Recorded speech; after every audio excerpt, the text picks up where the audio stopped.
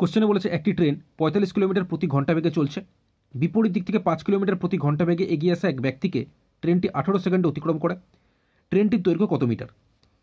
কোশ্চেনে যেটা আমরা দেখতে পেলাম সেটা হচ্ছে ট্রেনটা যেদিকে চলছে তার বিপরীত দিক দিয়ে ব্যক্তিটি আসছে, তাই বিপরীত দিক দিয়ে আসলে ব্যক্তির সাপেক্ষে ট্রেনটির আপেক্ষিক গতিবেগ হয়ে যাবে, যোগ হবে 45-এর সাথে 5 যোগ করলে 50 কিলোমিটার পার ঘন্টা। ঠিক আছে, এবার কোশ্চেনে যেটা বলেছে ট্রেনটির দৈর্ঘ্য কত মিটার। তো তোমরা মনে রাখবে, ট্রেন যদি কোনো ব্যক্তিকে বা কোনো লোককে বা কোনো গাছকে বা কোনো পোস্টকে যদি অতিক্রম করে, সেক্ষেত্রে এদেরকে অতিক্রম করা মানে ট্রেনটা নিজের দৈর্ঘ্যে অতিক্রম করছে। ঠিক আছে, তাই এখানে ব্যক্তিকে অতিক্রম করা মানে ট্রেনটা নিজের দৈর্ঘ্য যাবে। এবার ব্যক্তিকে অতিক্রম করতে ট্রেনটা কত সেকেন্ড সময় নিয়েছে? 18 সেকেন্ড। তাহলে 18 সেকেন্ডে যতটা দূরত্ব যাবে সেটাই হয়ে যাবে ট্রেনটির দৈর্ঘ্য। তাই এখানে এই যে আপেক্ষিক গতিবেগ 50 কিলোমিটার পার ঘন্টা হয়েছে, এটাকে আমাকে মিটার পার সেকেন্ডে আনতে হবে। তো কিলোমিটার পার ঘন্টাকে মিটার পার সেকেন্ডে আনতে হলে 5/18 দিয়ে গুণ করতে হয়। তাই এই 50-এর সাথে আমি যদি 5/18 গুণ করলাম, এটা তখন হয়ে যাবে মিটার পার সেকেন্ড। ঠিক আছে, এবার আমি তোমাদের কি বলেছি, ট্রেনটা 18 সেকেন্ডে তো ব্যক্তি অতিক্রম করছে, 18 সেকেন্ডে ট্রেনটি যতটা দূরত্ব যাবে সেটাই হয়ে যাবে ট্রেনটির দূরত্ব, মানে ট্রেনটির দৈর্ঘ্য। তো সেক্ষেত্রে এটা তো ব্যক্তির সাপেক্ষে ট্রেনটির আপেক্ষিক গতিবেগ ছিল 50 গুণ 5/18 মিটার পার সেকেন্ড, মানে ট্রেনটা 1 সেকেন্ডে যদি এত মিটার যায়, তাহলে ট্রেনটি এই 18 সেকেন্ডে যাবে এই 18 গুণ 50 গুণ 5/18 মিটার। এটা তোমরা ফর্মুলা দিয়েও করতে পারো। ফর্মুলা বলতে দেখো, এখানে কোশ্চেনে বলেছে ট্রেনটির দৈর্ঘ্য কত মিটার, দৈর্ঘ্য মানে এখানে দূরত্ব, তো দূরত্ব সমান সময় গুণ গতিবেগ, এই ফর্মুলাটা আমরা জানি। তাই তো তোমাদের দৈর্ঘ্য মানে দূরত্ব বের করতে হবে। তো সময় কত? 18 সেকেন্ড, তাই সময়ের জায়গায় 18 লিখেছি, গুণ আপেক্ষিক গতিবেগ কত পেয়েছি? 50 গুণ 5/18। এইভাবে লিখেও তোমরা করতে পারো। এখানে metre per second, second second কেটে গিয়ে এটা মিটারই থাকবে। তো কাটাকুটি করো, এখানে 18 কেটে দিলাম। আচ্ছা, 50 গুণ করো 250 মিটার। ঠিক আছে, তাহলে ট্রেনটা 18 সেকেন্ডে এই যে 250 মিটার যাচ্ছে, এটাই হয়ে যাবে ট্রেনটির দৈর্ঘ্য। তো এই 250 মিটার অপশন বিতে আছে, অপশন বি হয়ে যাবে সঠিক।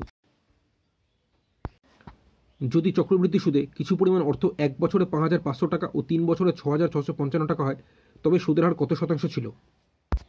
কোশ্চেনে বলেছে কিছু পরিমাণ অর্থ, যেটাকে আমি পি লিখেছি, তো এটা 1 বছরে হয়ে গেছে 5,500 টাকা।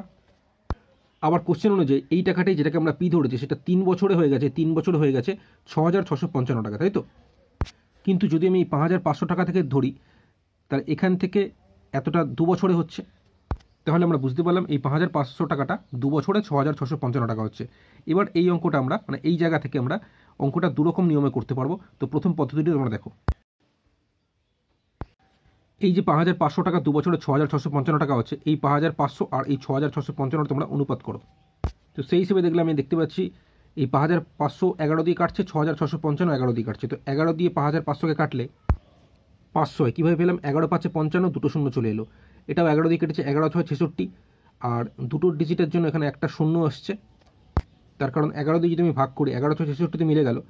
তারপরে 5-এর মধ্যে 11 যায় না, তাই 55 আমাকে দুটো ডিজিট নামাতে হচ্ছে, তখন তার জন্য শূন্য আসে। তারপর 11×5 = 55, এটা আমরা জানি সকলে, তাহলে 605 হচ্ছে। এবার এটা আরও কাটাকুটি যাবে, 500 আর 605, 5 দিয়ে কাটছি আমি। 5 দিয়ে 500কে কাটলে 100 হয়, যেহেতু 105-এ 500, আর 5 দিয়ে 605কে কাটলে 121 হয়। এবার মনে রাখবে, এটা যেহেতু 2 বছরে, তো 2 বছরের ক্ষেত্রে তোমরা মনে রাখবে এখানে এই 100-র আমরা বর্গমূল করব আর 121-এর বর্গমূল করব। 2 বছরের ক্ষেত্রে এটা মনে রাখবে। তাহলেই আমরা 100-এর বর্গমূল কত পাচ্ছি? 10, আর এখানে 121-এর বর্গমূল কত পাচ্ছি? 11। তার মানে অনুপাতের দিক দিয়ে বলতে পারো, আমি রেখেছিলাম 10 টাকা, হয়ে গেল 11 টাকা। সুদ কত হচ্ছে? 10 টাকা রেখেছিলাম, 11 টাকা হয়ে গেছে। সুদ হয়েছে 11 থেকে 10 বিয়োগ করলে 1 টাকা সুদ হয়েছে। আমাকে 100 টাকায় বলেছে সুদের হার কত শতাংশ ছিল, মানে 100 টাকায় কত সুদ, এর সাথে গুণ 100 করব, তাহলেই আমরা সুদের হার কত শতাংশ পেয়ে যাবো। কাটাকুটি করো, 10×10 = 100, তাহলে 10%।